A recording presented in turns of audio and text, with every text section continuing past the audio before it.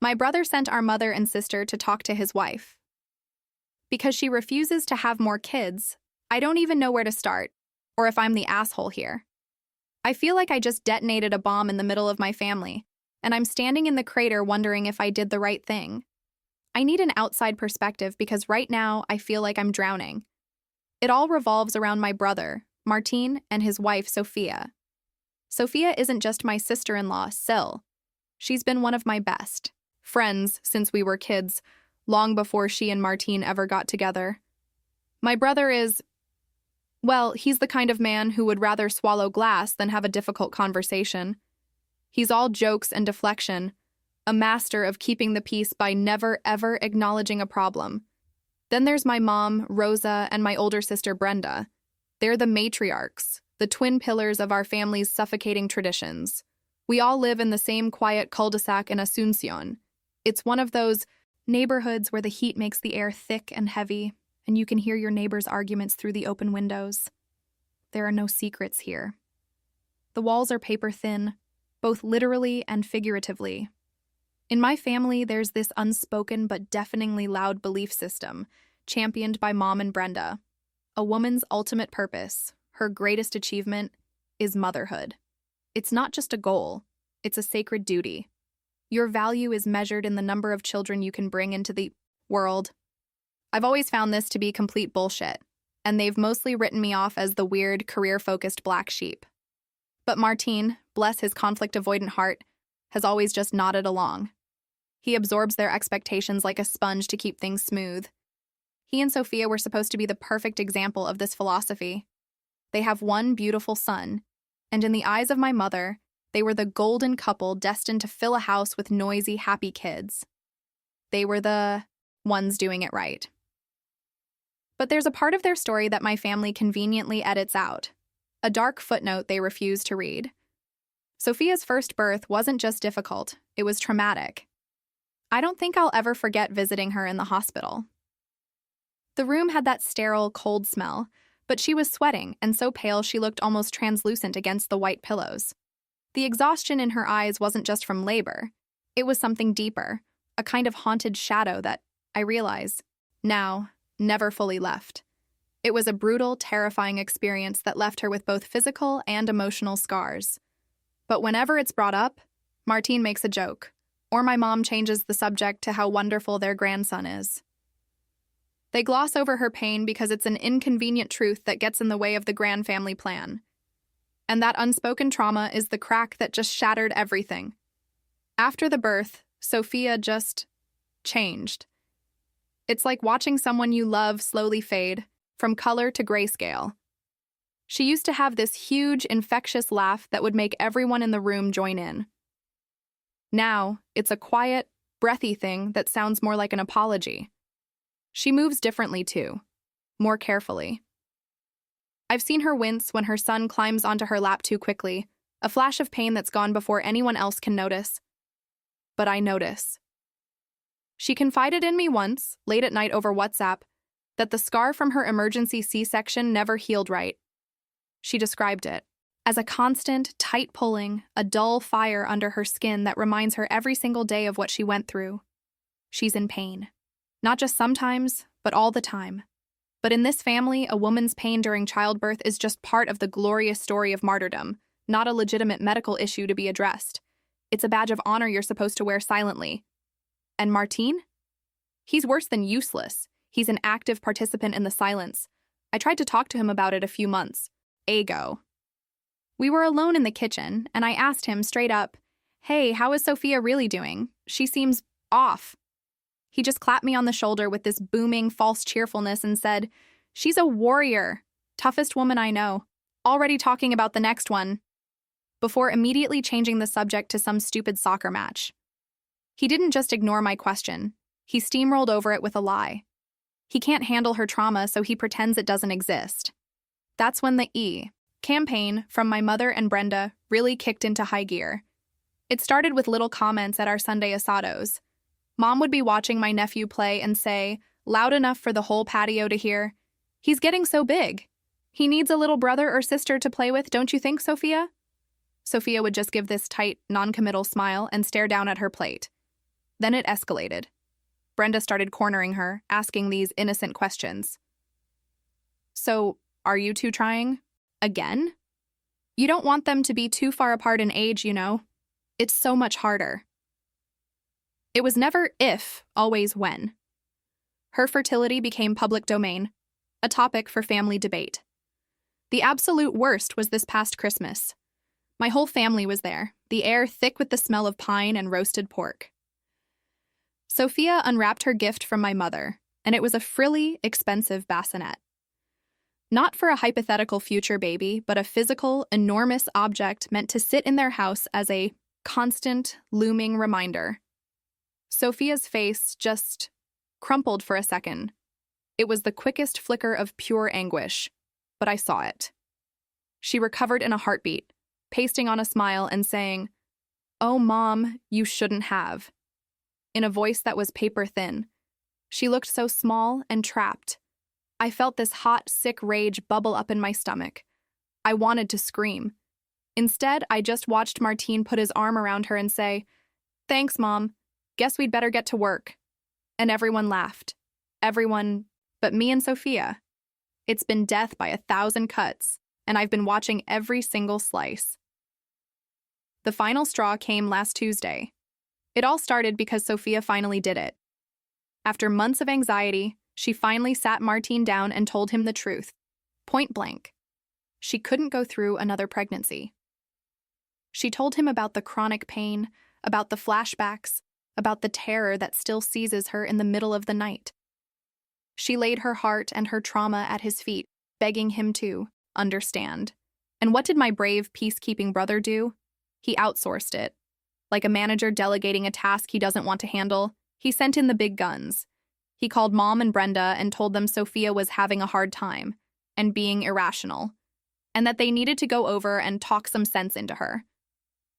I only know what happened next because Sophia called me later, sobbing so hard I could barely understand her. She said they just showed up at her door mid-afternoon. No call, no text.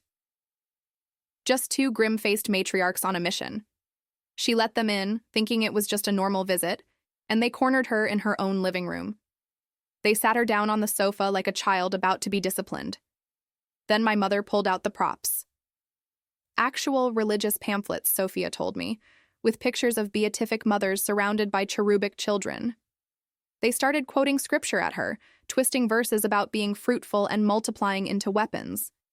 They told her she was being selfish, that she was denying her husband his right to a large family and denying her son a sibling. Brenda apparently told her that her pain was a test from God, and that to refuse another child was to fail that test and spit in the face of his blessings. Sophia said she just sat there, shrinking into the couch cushions, feeling the walls close in. She tried to explain, to talk about her body and her fear, but they talked right over her. They told her it was her duty. Her duty. As if she were a piece of farm equipment and not a person who almost bled out on an operating table. The whole time they kept saying, "We're only telling you this because we love you." She finally broke. She said she couldn't breathe. She just stood up, ran into her bathroom, and locked the door. She slid down against the wood, listening to them knocking and calling her name, their voices muffled but still dripping with that same condescending concern. "Sophia, mija, open the door. Don't be hysterical." She stayed in there for almost an hour, curled up on the cold tile, until they finally left. Hearing this, I saw red. I was so full of rage I was shaking. But even that wasn't the absolute breaking point for me. The ambush was monstrous, but it was what happened the next day that made something in my brain snap clean in two. I went over to my mom's house, fully intending to have it out with her. I was ready to scream. But as I walked up to the front door, I heard her talking on the phone through the open window. Her voice was syrupy sweet, the one she uses when she's trying to manipulate someone. "Yes, Dr. Ramirez, that's right. I'm just so worried about my daughter-in-law. She's been very confused lately." No, she doesn't know I'm calling. I was hoping we could schedule a consultation for her. We can just tell her it's a routine checkup, a surprise I arranged for her because I care. I just think she needs to hear from a medical professional that her body is perfectly capable of having more children. Sometimes these young women get silly ideas in their heads. My blood went cold. It felt like all the air was sucked out of my lungs. It wasn't just pressure anymore. This was a conspiracy. My mother was actively planning to trick Sophia into a doctor's appointment with her own doctor, a man she's known for 30 years, to have her medically gaslit and told her trauma wasn't real. She was trying to strip Sophia of her own bodily autonomy, to turn a doctor into another tool of coercion. They weren't just crossing a line, they were incinerating it. They were treating her like she was a misbehaving child who needed to be managed, not a grown woman with a right to her own body and her own medical decisions. That was it. That was the moment I knew a quiet conversation would never, ever be enough. I just stood there, frozen on the sidewalk, the hot afternoon sun beating down on my head. My mom's voice, distorted by the window screen, echoed in my ears. Silly ideas in their heads. I didn't go in. I couldn't. I turned around and walked away, my feet moving automatically down the quiet cul-de-sac. My heart was hammering against my ribs so hard it felt like it was trying to break out. It wasn't just anger. It was a kind of white-hot, clarifying rage that burned away all the confusion and sadness and left something cold and hard in its place. The sheer, breathtaking cowardice of my brother was what hit me first. He couldn't handle his wife's pain, so he labeled her irrational and sicked his mother and sister on her. He made her the problem. He painted her as the villain for the simple act of trying to protect her own body from being torn apart again. He wanted more kids, but he didn't have the guts to face the consequences of what the first one cost her. So he made her trauma, her physical agony, her fear, someone else's problem to solve. My problem, my mom's problem, anyone's but his. And my mother and Brenda, they were treating Sophia's health like a hostile takeover. Her body, her trauma, her future, it had all become a committee decision. They were holding meetings and scheduling appointments and strategizing how to best manage the Sophia problem, as if she were a faulty appliance and not a human being who was screaming for help.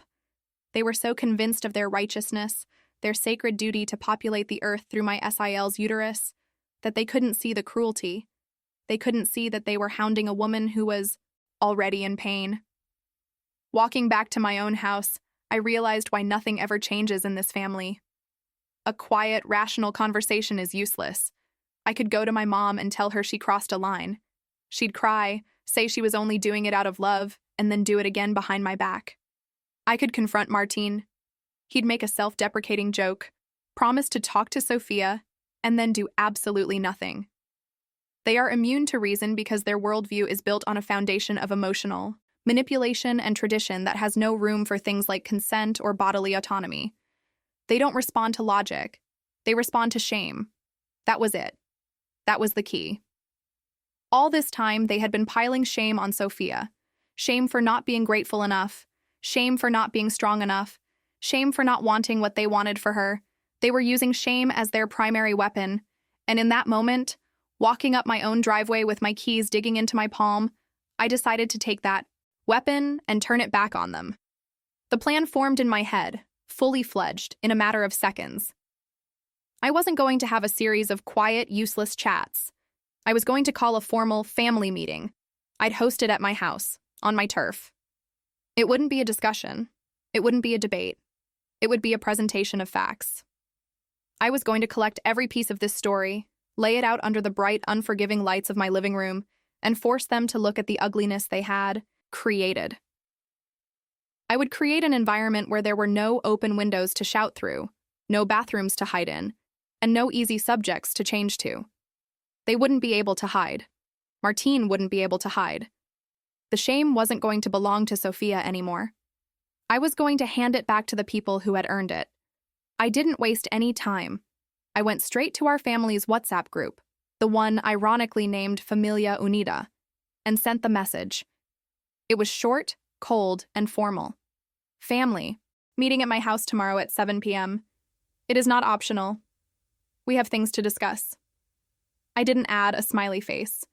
I didn't add an explanation. I just dropped the grenade and put my phone face down on the counter. It didn't even take 60 seconds. My phone started vibrating so hard it skittered across the granite. It was Martine. Of course it was Martine. I took a deep breath and answered. I didn't even get to say hello.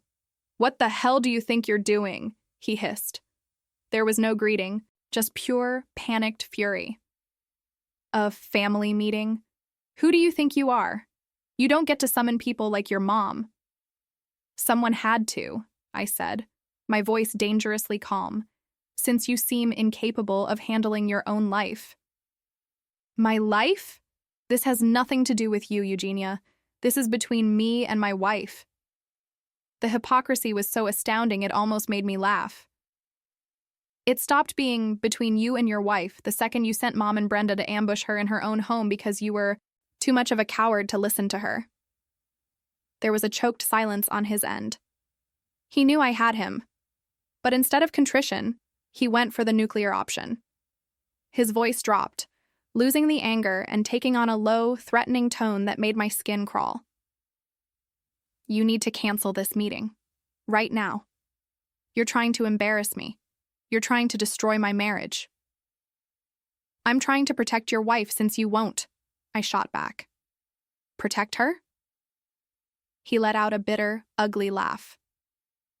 "If you go through with this, if you stand in front of Mom and Dad and try to make me look like a monster, I swear to God, Eugenia, I will walk out that door and I won't come back.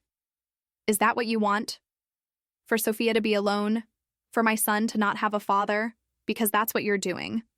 You're going to push me out, so you tell me, who's really protecting her?" The phone felt slick in my hand. He was threatening to leave her. He was using his own wife and child as human shields, making any damage he caused my fault. It was the most manipulative, vile thing I had ever heard him say. I hung up on him. I just pressed the red button and threw the phone onto the couch as if it were burning me. Before I could even process the threat, it rang again. This time, the screen showed Sophia's name. My heart sank into my stomach. Her voice was the polar opposite of Martine's. It was a tiny, broken whisper. "Eugenia, please, please tell me you didn't." I sank onto the couch, the rage from Martine's call, instantly dissolving into a wave of nausea. "Sophia, I had to. You heard what Mom was planning." "I know, but this isn't the way," she pleaded, and I could hear her trying not to cry. "He's so angry. He just stormed out of the house. He looked at me like he hates me. Please, just call it off. Send another text. Say you were emotional. Say anything. We can figure this out quietly." "Quietly hasn't worked, Sophie," I said, my voice gentler now. "They're walking all over you. He's letting them. And a big public fight is going to make it better?" she sobbed, the words tumbling out in a rush of fear. "All this will do is make them hate me more. They'll see me as the one who turned you against them. And Martine, he'll never forgive me for this. He'll see it as me complaining to my friend behind his back, making him the bad guy. You're going to make him resent me, Eugenia. Please, I'm begging you. Don't do this. You're going to make everything so much worse for me." And that was it. That was the moment the floor fell out from under me. I was being pressured from all sides, caught in a vice with my brother's ego on one side and my best friend's terror on the other. Martine was threatening to abandon her to punish me. Sophia was begging me to stand down to protect herself from the fallout of me trying to protect her. The very person I was fighting for was telling me my help was a weapon that would be turned against her. I ended the call, promising her I would think about it, but my mind was just static. I sat there in the silence of my living room, the weight of both their words crushing me. Was I the hero here? Or was I just a reckless idiot setting fire to someone else's life because I couldn't stand the smoke anymore? Aita for this? I genuinely don't know anymore. The hours leading up to 7 p.m. were the longest of my life. I just sat on my couch in the gathering dusk, the house utterly silent except for the frantic thumping of my own heart. Sophia's words echoed in my head, a torturous loop of pleading and fear. You're going to make him resent me. You're going to make everything so much worse for me. Was she right? Of course she was. She's the one who has to go home with him. She's the one who has to lie next to him at night and feel the cold space that my actions might create between them. I get to play the righteous warrior, drop the bomb, and then retreat to my own safe, quiet life. She has to live in the fallout. The thought made me feel physically ill. A sour, acidic taste rose in the back of my throat, and then a darker, more selfish question wormed its way into my brain. Was I even doing this for Sophia? Or was I just using her pain as a socially acceptable excuse to finally go to war with my family? For years, I've been the black sheep, the one who didn't follow the script. I've sat through 1,000 family dinners, biting my tongue while my mother and Brenda praised Martine for being the perfect son and looked at me with a kind of pitying disappointment. They see my independence not as a strength, but as a failure to fulfill my purpose. Maybe this whole thing wasn't about protecting my asyl. Maybe it was just my grand, ugly, selfish moment to finally scream, "See? Your perfect system is rotten. Your golden boy is a coward, and I was right all along." The thought was so repulsive it made me ashamed. Was I really that petty? Was I using my best friend's trauma as a weapon in my own pathetic little family drama? I looked at the clock. 5:30 p.m. I could still call it off. I could send a message to the group chat. False alarm. I was emotional. Let's forget it. Things would go back to normal. Martine would get over his anger. Mom would cancel the secret doctor's appointment, at least for now. And Sophia would be safe from the immediate explosion. But she wouldn't be safe from the slow, steady poison that was already killing her spirit, because standing down wasn't a neutral choice. I realized that with a sudden, chilling clarity. Inaction was an action. It was a vote. A vote to let the abuse continue. If I backed down now, I would be sending a clear message to my brother and my mother. What you are doing is acceptable. Your manipulation, your coercion, your complete disregard for her health and autonomy. It's all fine, as long as you do it quietly enough. I would be complicit in the very silence that was suffocating Sophia. I thought about my mother's voice on the phone, that syrupy, conspiratorial tone, as she planned to have Sophia medically gaslit. That wasn't just a silly idea. It was a calculated violation, and it was escalating. What would be next? If the doctor didn't work, what other pressure would they apply? It was a terrifying thought. The quiet, constant chipping away at her resolve would continue until there was nothing left. They wouldn't stop until they got what they wanted or until Sophia completely broke. And maybe she couldn't see it right now, wrapped up in her very real fear of the immediate consequences. But I could. Protecting her long-term well-being, her very soul, had to be worth this horrible short-term detonation. Even if she hated me for it tonight, tomorrow, or a year from now. I had to believe that one day she would understand I was trying to save her, not expose her. My doubt didn't vanish, but it solidified into a kind of grim resolve. I stood up from the couch, my body stiff. Okay. If I was going to do this, I was going to do it right. This couldn't be an emotional, screaming mess. It had to be a cold, hard presentation of facts. I went to my office and started gathering my evidence. I had a cousin who works as a midwife, so I'd called her earlier for the unvarnished truth about the risks of a VBAC after a traumatic emergency C-section. I printed out the statistics and articles she sent me. Then, I went to the small lockbox where I keep important documents. Months ago, in a moment of raw vulnerability, Sophia had given me a copy of a note from her surgeon. She'd been trying to make me understand how bad things had really gotten in the hospital, and I'd just tucked it away. I pulled it out, my hands trembling slightly as I unfolded the paper. I was going to arm myself not with my anger, but with the undeniable truth. They could argue with my opinion, but they couldn't argue with a surgeon's report. I laid the papers out on my dining room table like a general planning a battle. The midwife's facts, the statistics, and the surgeon's note, placed squarely in the center. I was ready. I was terrified, but I was ready. They arrived exactly at 7 p.m., a united front of disapproval. My mother and Brenda walked in with the self-righteous air of martyrs being dragged to their own execution. Martine's face was a thundercloud of fury.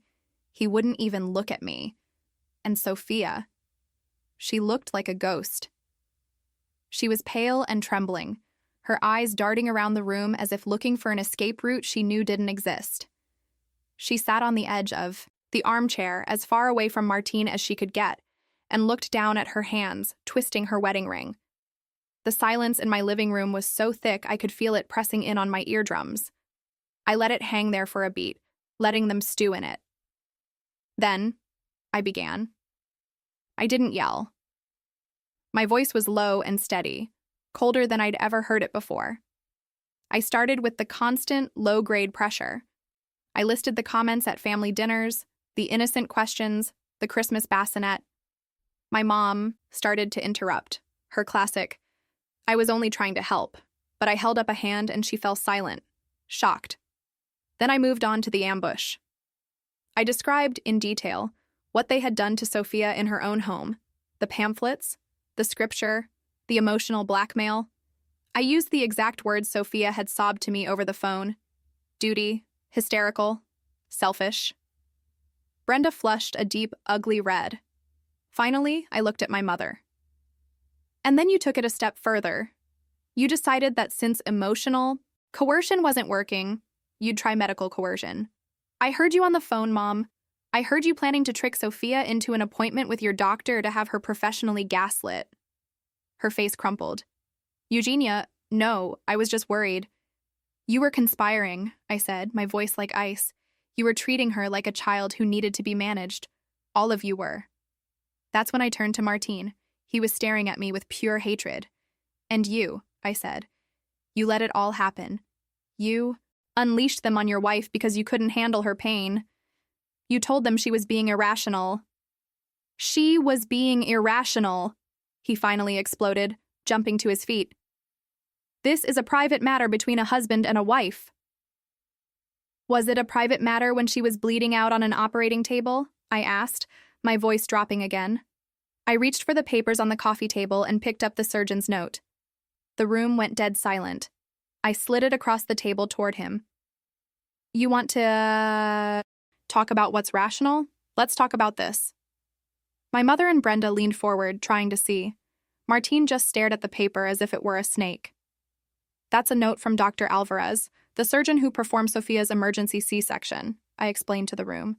I'm sure you all remember the story Martine told, that it was a difficult birth, but Sophia was a warrior. The truth is a little different. I looked directly at my brother. The truth is, Sophia was hemorrhaging. She was losing blood so fast they were minutes away from a catastrophic outcome. And they couldn't perform the procedure she needed to save her life because they were waiting for your signature on the consent forms. They paged you. They called your cell. For 23 minutes, your wife was bleeding out. And you were unreachable. The air left the room. My mother gasped and put a hand over her heart. Brenda's jaw hung slack, her eyes wide with horror as she stared at the piece of paper. Martine's face went completely white. He looked like he'd been punched in the gut. Sophia finally looked up, tears streaming silently down her face. She wasn't sobbing in fear anymore. It looked different. It looked like release. I locked eyes with my brother across the room. The fury was gone from his face, replaced by a wave of sickening public shame. You want more kids? I asked him, my voice barely a whisper, but it cut through the silence like a knife. Start by not disappearing in a crisis. He sank back, onto the couch, covering his face with his hands. Then I picked up the last piece of paper. Sophia wrote down a list of boundaries. Since she is not listened to in this family, I'm going to read them for her. This is not a discussion. This is a list of new rules. 1. You will not ask about, comment on, or otherwise mention our reproductive plans. Ever. 2. You will not offer unsolicited advice about my body or my health. 3. You will not show up at our house unannounced. 4. You will refer to my traumatic birth experience with respect, or you will not refer to it at all. No one said a word. The only sound was Martine's ragged breathing. After a long, crushing silence, he looked up at Sophia, his face broken. Sophie, I'm so sorry, he choked out. I'm so sorry. He turned to the rest of us. We're going to counseling. Both of us. It starts now. And that was it. The ambushes have stopped completely. The quiet campaign of pressure is over. Martine and Sophia are in therapy, and from what little she's told me, it's brutal, but necessary. But my family is a wasteland. My mother cries every time she sees me, muttering about how I've destroyed tradition. Brenda and Martine barely speak to me. Family gatherings are exercises in extreme tension, full of long, awkward silences and averted eyes. I created a peace for Sophia, but I started a war with everyone else. I protected her, but I completely ignored her pleas for me to stand down. I look at the wreckage I've made, and I have to ask myself, and now I'm asking you, Reddit. Aita for orchestrating a family intervention and exposing my brother's failure to protect his wife, even when she begged me not to?